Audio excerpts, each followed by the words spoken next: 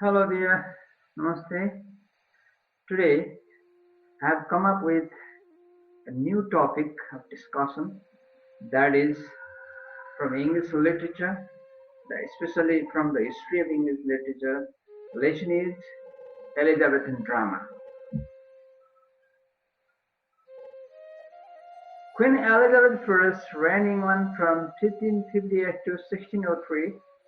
When she ascended her throne, she steadily loved England, inspiring all her people to herald the greatness of England. They were inspired by her unbounding patriotism. English national life progressed and patriotism spread in literary writings. They were exalted in the works of William Shakespeare, Christopher Marlowe, Ben Jonson, and other playwrights of the time, of the period here. Although it is generally agreed that the Elizabethan period began at the commencement of Queen Elizabeth I's reign in 1558, the ending date is not as definitive. Critics and the historians consider the age to have ended at the Queen's death in 1603, while others place the end of Elizabethan drama at the closing of theatres in 1642. That after that, the turbulent period in the history of England and English literature began till the closing of till the opening of theatres in 1660 in the Restoration period. The chief glory of the Elizabethan age was its drama. In the beginning, these dramas were not so well written, though the comedies were better than the tragedies. Ralph West by Nicholas Poudyal is taken as the first regular English comedy. Another comedy was Gammer Gordon's Needle, that was acted at Cambridge University in 1566. Gorgoduck, written by Thomas Norton and Thomas Shackwell, was the first regular tragedy. Thomas Kidd improved the tragedy by writing the Spanish tragedy that started a tragedy of blood and revenge, that started the tradition of tragedy and blood and revenge in English theatre. Some of the most important playwrights come from the Elizabethan age, including Christopher Marlowe, William Shakespeare, and Ben Jonson. These playwrights wrote plays that were patterned on numerous classical sources and reintroduced tragedies and comedies. Elizabethan tragedies dealt with heroic themes, usually centering on a great personality. By his own overwhelming passion, action, and ambition. The comedies often satirize the puffs and gallants of society. During the Elizabethan age, playwrights turned away from religious subjects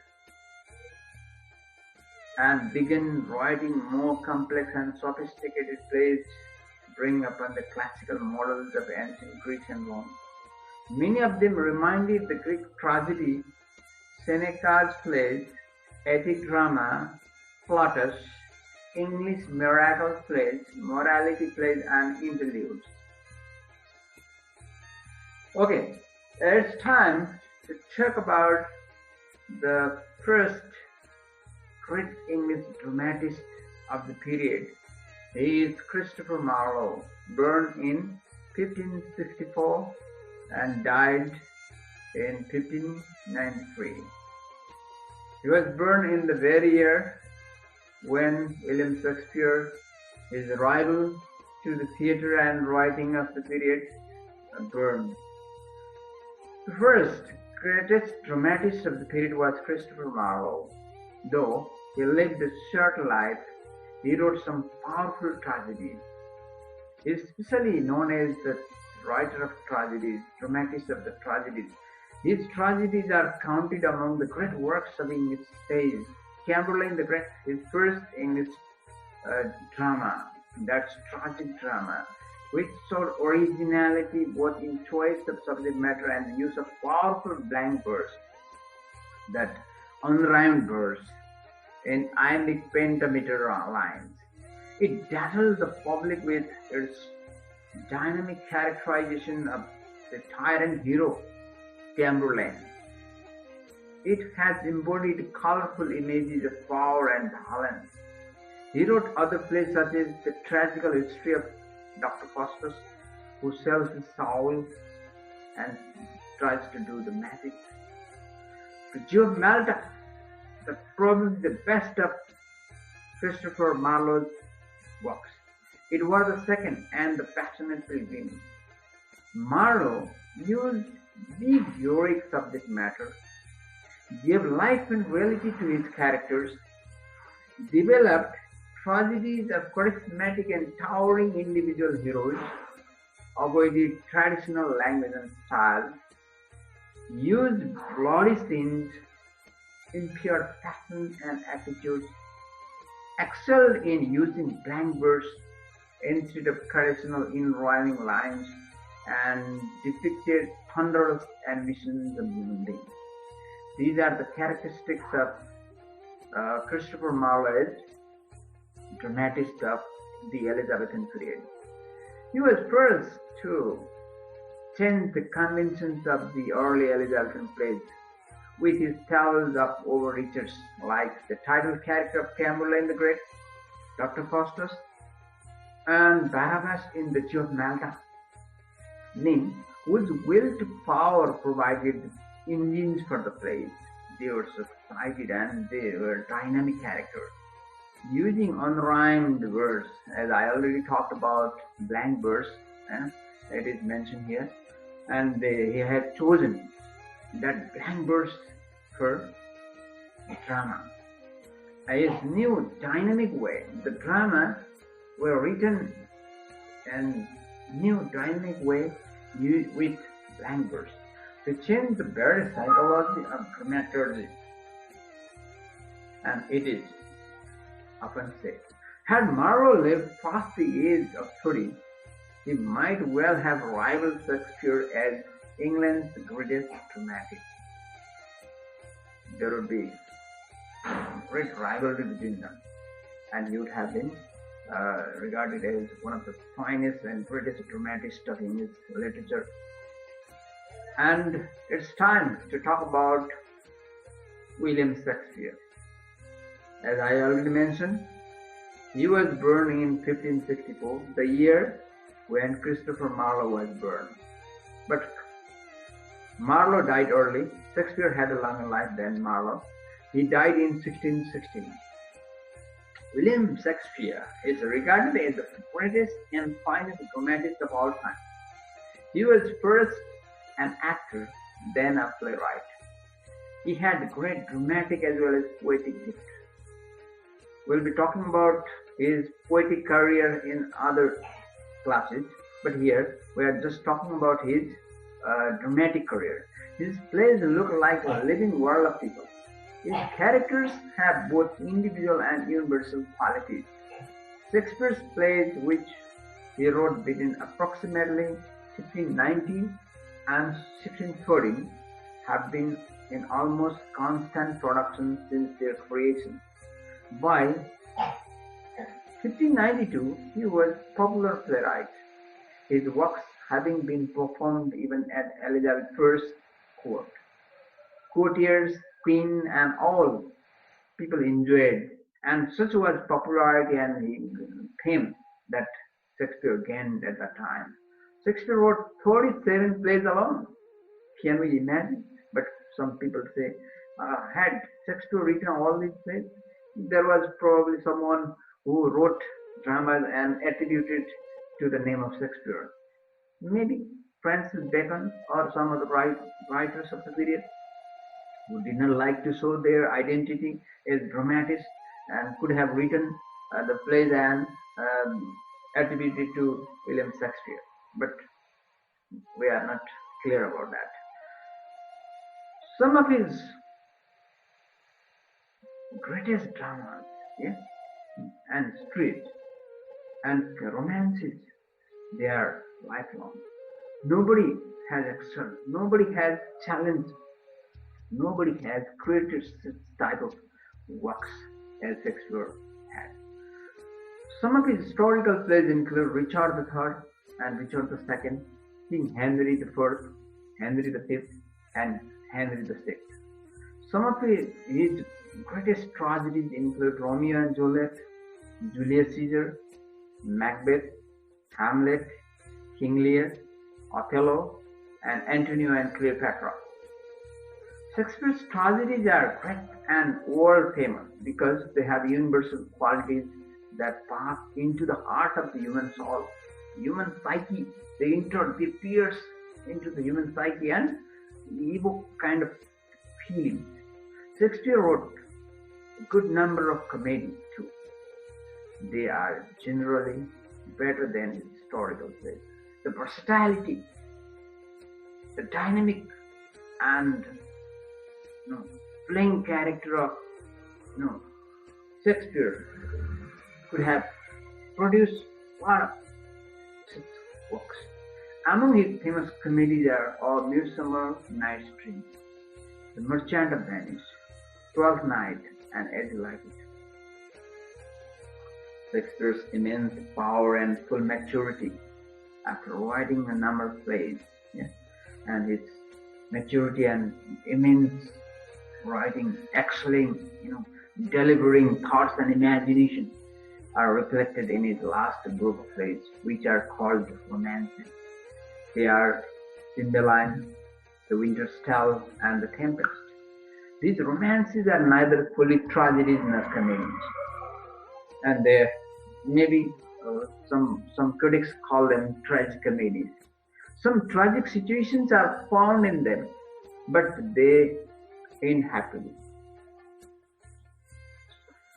Okay, the right doers are rewarded and the wrongdoers are punished respectively. That's the poetic justice that Shakespeare has shown in his plays. All these works are punishment in them. His plays are colored with ideas of forgiveness and reconciliation. We also find beautiful islands and gulls in them, filled with beautiful and powerful language, sometimes called grandiloquent. His works display his deep understanding of human nature. Because of the eloquent language and depth, Shakespeare's plays have retained their popularity for centuries, not certain years alone. He blended pathos and joy, introducing the element of realism in his style. The fusion of pathos and delights could create a kind of feeling that's different. That's a sense of realism, element of realism. He gives the picture of sunnier aspect of life, leading people to optimism rather than dismal and despair situation. It doesn't focus on pessimism, focusing to the positive aspect of human life. Shakespeare created such situations. His tragedies, comedies, and all these have different types of characters. There are fools and clowns, the sense of humor, and entertainment for the audience, and at the same time to draw the attention of the audience from all walks of life. Shakespeare has excelled. There is no competitor to Shakespeare.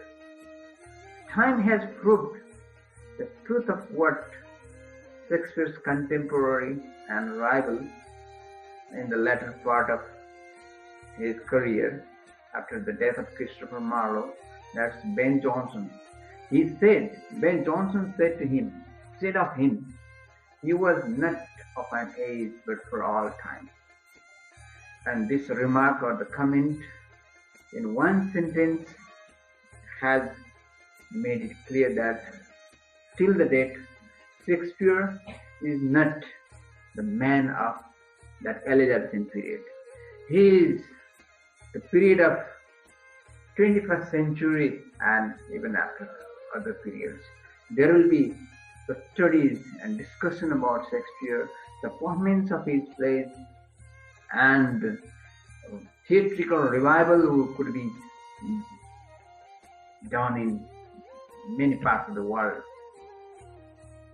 Okay, after discussing Shakespeare, it's time to discuss about another playwright of the period. He is Ben Jonson, born probably in 1572 or 73. It's not sure, but he died in 1637.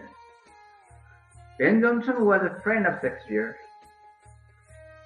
He is considered his rival, chief rival after the death of Marlowe. However, Jonson took different track. He followed the strict classical form that was the hallmark of ancient Latin drama. He used intellectual vigor in drama. He introduced realism in drama by making drama a mirror of life and brought it closer to reality. It's not only the drama of heightened imagination, fantasy, and only the matter of history and others. Use matter, intellectuality, and quality of people, and they are different, and they are closer to realities. Holding the mirror up to nature, that is seen in Ben Jonson. They are with type character. He used characters to create types rather than individuals. He wrote about 20 plays alone. 20 plays alone. Among them, Wolfgang the Fox, Every Man Out of His Humor, The Alchemist, Bartholomew Fair, and The Silent Woman are some of his famous works. He was also one of the best producers of masks at this or any other time. These masks are dramatic entertainments with dancing and music, which are more important than the story and characters. Jonson's main failure as a dramatist lies in the fact that a humor for him was a special foolishness or folly, the chief wrong feeling in a man, like anxiety and jealousy. His plot construction is weak, and his comedies of humor lack true humor in themselves. There's a kind of irony here. He used great intellectual vigor in his drama, creating his own plot and did not let his women characters to flourish. That is a drawback of Ben Jonson. Had he let the room open to flourish the women character, and that would be better. That would have been better. But why he did so, we can't say, but he had to do that. Other dramatists of late Elizabethan period which continued even after her death were John Webster, Francis Beaumont, and John Fletcher. Richard Burwell also acted in the plays of Jonson, Beaumont, and Fletcher as well as Shakespeare.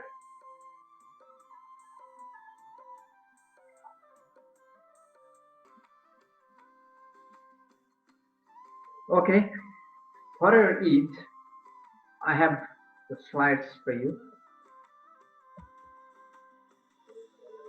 It's background introduction to Elizabethan drama.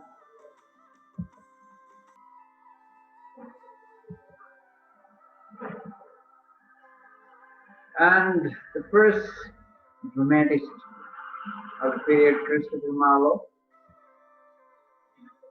his works, and then comes William Shakespeare,